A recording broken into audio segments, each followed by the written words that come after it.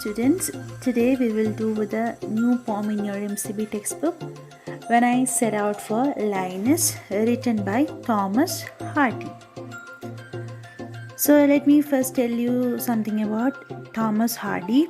He was born in England and he was influenced by the works of Robert Browning and Charles Darwin. Hardy tried his hand at writing when he was 17 years. And his first novel manuscript, The Poor Man and the Lady, was rejected by several publishers. A second story, Desperate Remedies, was accepted and published. Hardy wrote short stories, poems, and plays for the rest of his life. He was quite prolific during this period and writing some 900 poems on a variety of subjects. This is all about Thomas Hardy.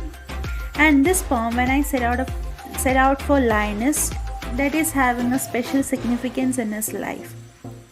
Okay, at the end of the poem I will say what is that significance. Okay, wait till that moment. And now let me tell you a glimpse about this poem. So this poem, it is being written by Thomas Hardy, and he was a young architect, okay, apprentice architect actually. And once he visited a parish to supervise the restoration of a church. Okay, just to look after the restoration of a church, he visited a place, a parish. And on his return from the parish, people noticed two things about him. Okay, and they are a new glow in his eyes and a crumbled piece of paper sticking out of his coat pocket. And that paper, it is recorded in one of his biographies, contained the draft to the poem When I Set Out for Linus. This poem was inspired by a visit to a place with the poet called Linus. And Linus is a mythical place referred to in the legend of King Arthur. The poet's choice to use this setting refers to an actual place that embodies an air of magic and mysticism. This is all about the glimpse of this poem. Okay, actually he was a young apprentice architect and he just went to visit a parish to supervise the restoration of a church, and there something happened in his life. Actually this poem was written in the year 1869, but it got published only in 1914 in his collection of poems called Satire of Circumstances, Lyrics and Reveries. So this is all about the poem, and now we can go to the poem in detail. This poem is written in 3 stanzas. Okay, and each stanzas contain 6 lines, and each stanzas are having different themes. In the first stanza, it is all about the hopelessness. The second stanza, it is curiosity, and the third stanza, it is hope. Okay, so in the first stanza, the poet is hopeless. Let me read that stanza.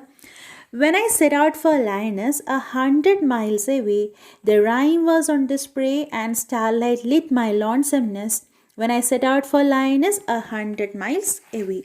So here I stands for Thomas Hardy itself. Okay, he is going to Linus, and it is just a mythical place. Okay, it is been mentioned in the work of Arthur. Okay.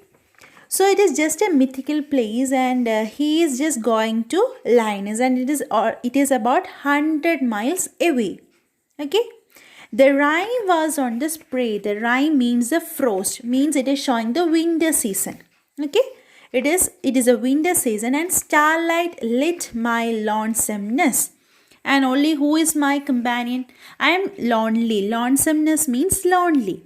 And who is giving me the light? The starlight, means the stars are there on the sky, means it is the night time. When I set out for Linus, 100 miles away. Again the poet is repeating the lines. The first 2 lines have been repeated at the end also. So in the first stanza, the poet is describing he is going to Linus, and it is 100 miles away, and he is all alone, lonely. Okay, he is all alone. And it is a winter season. Winter season means it is showing the doom or sorrow or darkness in his life. Okay, he is totally sorrowful. He is not having any hope.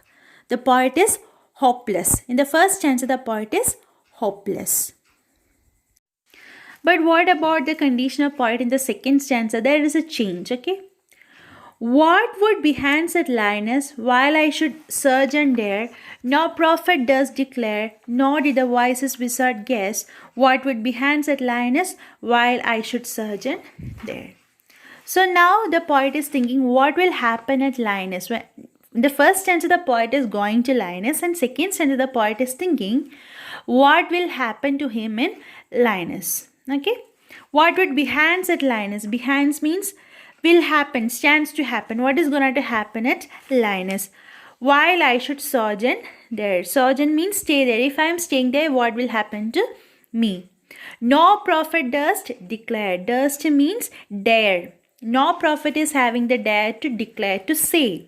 Nor did the wisest wizard guess. Even the prophet cannot declare and the wizard cannot guess what is going to happen to me. What would be hands at Linus while I should sojourn there? So again the poet is confused. What is going to happen to him while he is staying at Linus? So in the second stanza there is a change in the state of mind of the poet. In the first stanza the poet was totally hopeless. But in the second stanza the poet is having some curiosity. He is totally curious what is going to happen while he is staying at Linus. In the third stanza, there is a drastic change in the attitude of the poet. Okay. While I return from Linus with magic in my eyes, all marked with mute surmise, my radiance rare and fathomless, while I return from Linus with magic in my eyes. See, in the third stanza, there is magic in his eyes, means there is happiness, extreme happiness. There is a glow in his eyes. Always the glows comes when we are happy, when we are having hope, we will have a glow in our eyes. So when he returned from Linus, something happened. While he stayed in Linus, something happened to him. Okay, and that gives magic in his eyes. And all marked with mute surmise, means all were able to understand the change in his eyes. Not only he, all the people. Okay, all the people were able to understand. Surmise means guess. All were means who all he has met after coming from Linus, all has understood, all have guessed that something happened to him. My radiance rare and fathomless, means my glow is very rare in my eyes. I am not having the glow every time, but now I am having the rare glow in my eyes, and it is fathomless. Fathomless means so deep that the depth can't be measured. That is immeasurable. My radiance is immeasurable. My happiness can't be measured. When I return from Linus with magic in my eyes. So in the third stanza, the poet is full of happiness. The poet has got hope. In the first stanza, the poet was hopeless, but in the third stanza, the poet is full of hope. Okay, so something happened in his life, and that thing is he met with his better half, that is Emma. Okay, he later got married to Emma, but he met Emma while he went to Linus, while he went for the repair in this church, in this parish.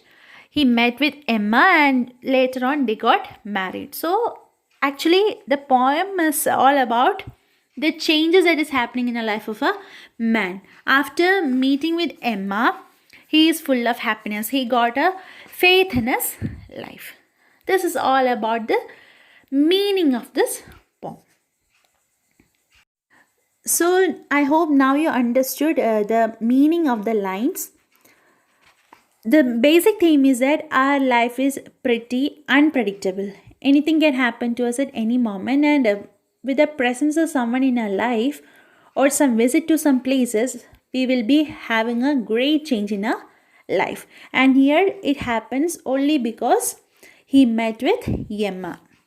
Okay, so now we can focus on the poetic devices used in this poem.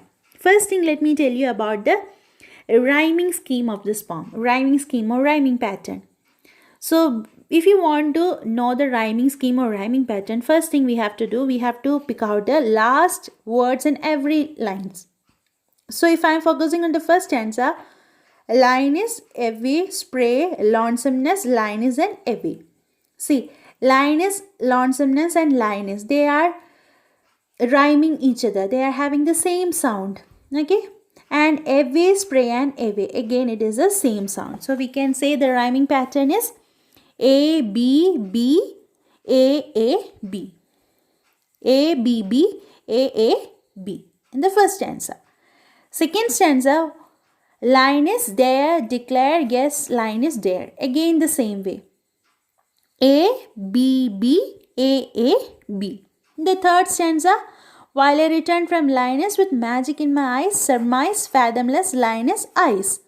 Again it is A, B, B, A, B. Three stanzas are having the same rhyming scheme. So these are the literary devices or poetic devices used in this poem.